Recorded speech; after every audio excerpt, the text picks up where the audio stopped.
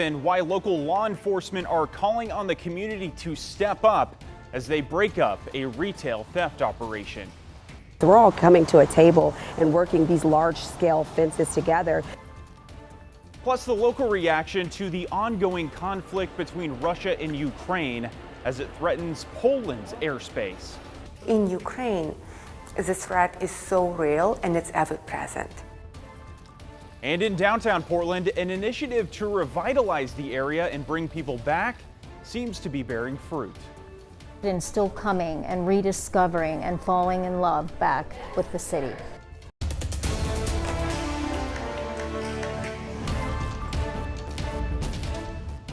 Thanks so much for joining us here at 11. I'm John Adams. Tonight we're going to start off with a large retail theft bust at a Gresham flea market.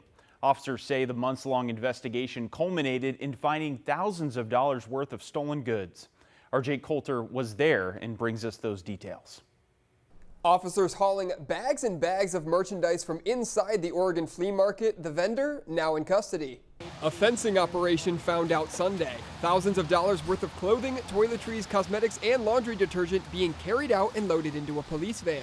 Items that are, easily you can get in and out of the store pretty quickly. As you see, there's bags back here, lots of jeans, things that you could just swipe off the counter or grab in stacks, to just kind of go out the door and get quickly. The Multnomah County District Attorney's Office, Gresham Police, Portland Police, and the Clackamas County Sheriff's Office all working for months on this bust. We recognize the harm a business like this can do to the community. When a thrift business like this shifts into becoming a fencing operation for stolen property, it harms everyone. It drives up prices at every legitimate retailer for every product that we buy. And this is a part of our effort to really combat the root of organized retail crime, not just the symptom of the theft. Gresham Police Detective Adam Wright says a Saeed Alawi of Portland was running the theft ring as a vendor inside the Oregon flea market. This is sort of the culmination of working up through a chain of organized retail thefts, beginning with targeted missions to interdict the thieves themselves, debrief them, gain information about where they sell their products, working up to this kind of final location where that stolen property is sold back to consumers. Law enforcement says roughly 1,200 stolen items were found on the scene, equaling more than $10,000, not including what was found at Alawi's residence. Wright says the public can help stop these by being eagle-eyed when shopping. The saying, if it's a deal that's too good to be true, really does apply. If there's a store that has brand new name brand merchandise significantly cheaper than everybody else all the time, there's something wrong. Alawi is in custody, charged with organized retail crime and aggravated theft. Back to you. All right, Jake, thank you. New tonight, 3 separate incidents leave 3 people dead in Marion County. The most recent, a house fire in Salem.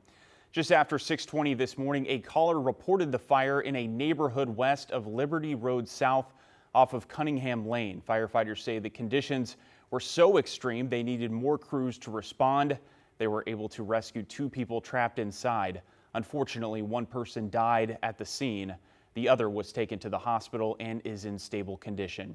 Because of the death, Salem police are investigating. 1 person is dead after they were hit by a car early this morning. Salem police were called just before 2:20 to Commercial Street Southeast in Hillficker Lane. Investigators believe at this point 32-year-old Brittany Hochstetler was in the middle of the road when she was hit by an SUV. Despite life-saving efforts, she was pronounced dead at the scene. The driver stayed on scene and spoke with investigators. And just outside of Salem, we're trying to learn more about a crash that killed a motorcyclist.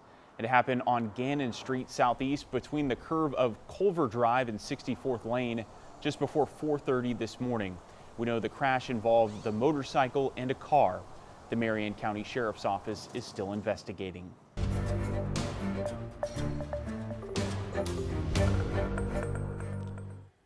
Ukrainians in the Portland area are speaking out just days after a number of Russian drones were shot down in NATO airspace. The incidents happened in Poland on Wednesday, leaving debris from the drones scattered across the Polish countryside. Well, this is not the first time a Russian drone has strayed or crossed the border into Polish airspace, but it is unprecedented because this is the first time that one has been shot down over a NATO country. Julia Brogsdorf is the president of Dawn US, a group that provides essential medical aid and support for Ukraine. She says the latest incident is another example of Vladimir Putin attempting to push the limits. Putin is going to test and check out what will he be able to get away with. This is not the first time such incursion happened, but this time we had 19 directed drones. I would call this not a mistake. I would call this an attack. The United States has vowed to defend every inch of NATO airspace. A community support and prayer event was held today in Medford for political activist Charlie Kirk. Mountain Church organized it as a time for worship and a call for togetherness, as well as a celebration of Kirk's life. Visitors filled the venue to its 5,000 person capacity. Several speakers engaged in conversations about patriotism, community, strong family structures, and Christian beliefs. Mountain Church pastor Jim Wright says Charlie Kirk's life and death impacted the world. He would bring, just incredible biblical worldview to his debates. There's just been this incredible awakening and this revival within the context of the church, but awakening in the culture for our need for Christ, our need for having a moral compass. And so we're here tonight to honor his life. Wright believes there needs to be more civil dialogue and listening in the world, something he says Kirk exemplified. Kirk was 31 years old before being assassinated at a public talk at Utah Valley University. The suspect is in custody. Well, turning now to weather, the last couple of days, we've seen a little taste of fall here in the Portland area, and that was especially the case this morning with heavy showers to start the day.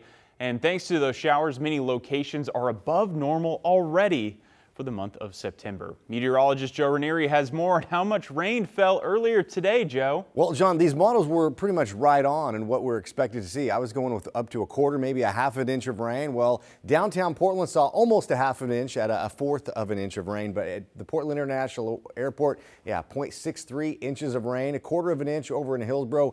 Look over in wine country, McMinnville and Aurora, you're looking at close to 3/4 of an inch of rain, and along the Oregon coast, Tillamook, you saw close to a half of an inch of rain. But that was a good dose of some rain showers earlier this morning. Now, we're looking at just over a half of an inch of rain for the month of September. So things are looking pretty nice as we head into the later part of the month, the last full week of fall as well. So that upper level low that brought in all those showers is pushed off to the east. So now we're going to start to see a little bit of some patchy areas of fog for tomorrow morning, and then you can kind of see a very thin layer. So by 7 o'clock, we'll see some patchy areas here and there up and down the I-5 corridor, more evident down in parts of Lynn and Lane County tomorrow morning. But it doesn't stick around for too long, because by the afternoon, we'll be looking at temperatures jumping up close to the mid to the upper 70s. I have one really warm day, and then we'll go back to more pleasant conditions by the middle part of this week. I'll talk more about that in just a few minutes. All right, Joe, thank you. We'll see you soon.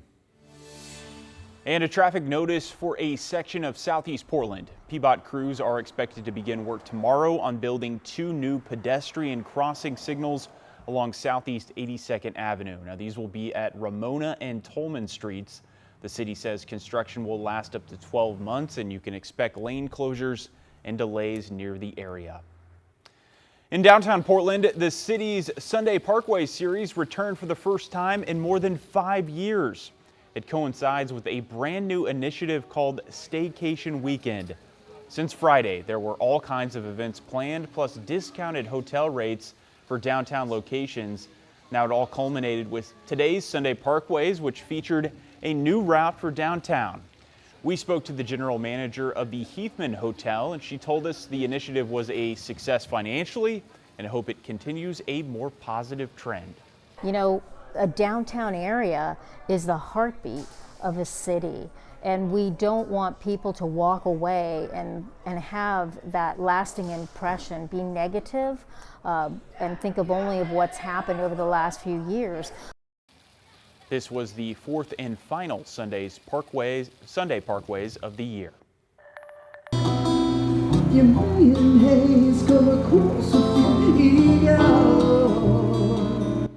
The rain didn't stop more than 70 local vendors and nonprofits from pitching their tents for this year's Explore Downtown Tigard Street Fair.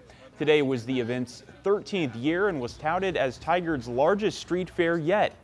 It was presented by On Point Community Credit Union, and the fair featured shopping, music, food, and fun for the whole family. I just think there's a lot that people can do in their community, and they may not realize what's fully available to them until they go out, and this is just an opportunity to highlight it so that you can meet your neighbors, make a difference in your hometown. In past years, the event has attracted up to 7,000 people. And check this out. We all know all dogs go to heaven, of course, so consider this some extra insurance. Today, the Grotto, Portland's outdoor Catholic sanctuary, held its 41st annual Blessing of the Animals. Not just dogs, but pets of any kind were welcome with their owners to take part in a special ceremony. As part of the blessing, each animal is sprinkled with a little bit of holy water. We heard from one person who came out with her dog for the very first time. A lot of energy, that's for sure. So I'm excited to hear that any type of animal can get blessed today. So excited to see what comes out. While the Grotto is a Catholic sanctuary, people and pets of all faiths are welcome to come and take part.